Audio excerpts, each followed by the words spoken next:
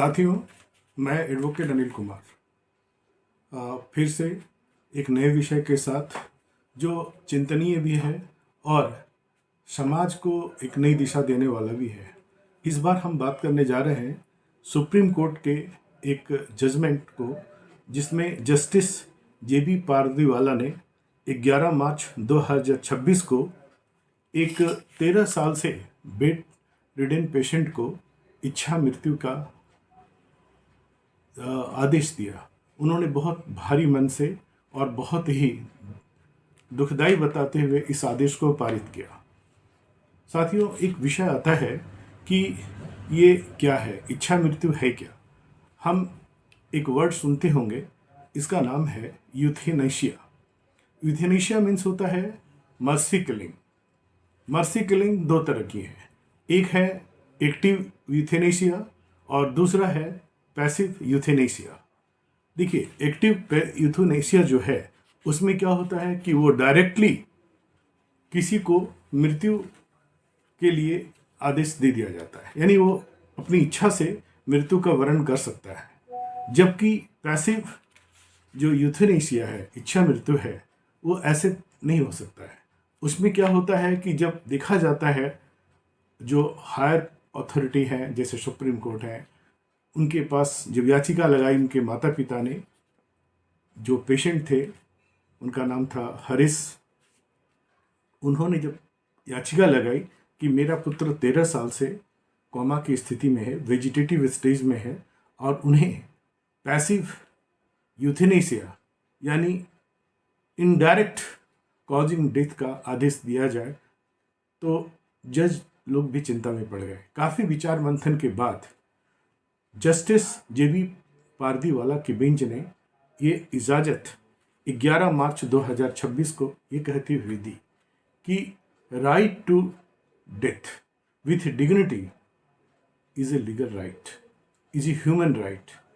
And उन्होंने डॉक्टरों से रिपोर्ट मांगी और जब उन्होंने देखा कि 13 साल से स्थिति वही है, सारे सपोर्ट सिस्टम पे सिर्फ सांसें चल रही है, ब्रेन डेड है, तो उन्होंने इसकी इजाज़त 11 मार्च 2026 को दे दी। उन्होंने आदेश दिया कि right to die with dignity, ये उन्होंने अपने आदेश में पारित किया। उन्होंने ये भी कहा कि मेडिकल बोर्ड जो है वो अप्रूवल दे और स्ट्रिक्ट सेफगार्ड के साथ जो उनका लाइफ सपोर्ट सिस्टम है, जिसके चलते सांसें चल रही है, वो धीरे धीरे हटा दिया जाए और सम्मानपूर्वक नेचुरल तरीके से जो 13 साल से पड़े हुए हैं वो अपने अंत को प्राप्त कर लें। ये दुखद लगता है साथियों, लेकिन जब ऐसी स्थिति आन पड़ती है कि माता पिता खुद ही बोलते हैं कि नहीं, हमें हमारे संतान को, वैसे पेशेंट को जो लंबे समय से बेड रिडन है और कोई रिकवरी का आशा नहीं है, तो इस तरह के जजमेंट को देने में जज का दिल भी भारी हो जाता है। साथियों, ये है कहानी यूथेनेशिया की। मुझे उम्मीद है कि ये विषय दुखद जरूर है, बट आपको जानकर अच्छा लगा होगा कि एक्चुअली यूथेनेशिया है क्या। इच्छा मृत्यु एक अच्छी बात नहीं है। कोई भी नागरिक बनने में बहुत समय लगता है और एक आदमी के लिए, एक इंसान के लिए जिसका जीवन हम अगर नहीं दे पा रहे हैं, तो लेने का कोई हक भी नहीं बनता है। किंतु जब ऐसी स्थिति आन पड़ती है कि काफ़ी विचार मंथन के बाद ये पता चलता है कि अब ये संभव नहीं है कि वो आदमी, वो व्यक्ति, वो पेशेंट वापस आ सकता है किसी भी हालत में, मेडिकल बोर्ड बैठता है, तो इस तरह के जजमेंट दुख के साथ स्वीकार करने पड़ते हैं। यही है आधुनिक काल का सच। ईश्वर किसी को भी ऐसा दिन ना दिखाए, किंतु जज साहब का आप भारी मन से इस तरह का आदेश देना, स्थिति समझा जा सकता है। साथियों, ये एक नया विषय था जो मैं आपके लिए लाया और बिल्कुल नया है। आप इसे स्प्रेड करें, इसकी आत्मा को समझने की कोशिश करें कि हमारे संविधान ने डेथ को भी डिग्निटी से राइट का अधिकार दिया है, उस स्थिति में जब आगे कोई उम्मीद नहीं बची हो।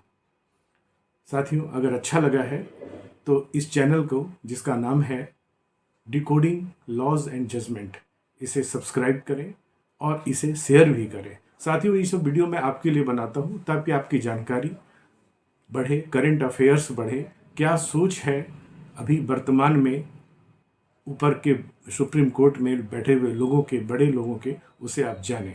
प्लीज़ इस चैनल को जरूर सब्सक्राइब करें, डिकोडिंग लॉज एंड जजमेंट जिसका नाम है। और आगे भी किस विषय पर मैं आपसे बात करूं ये बताएं।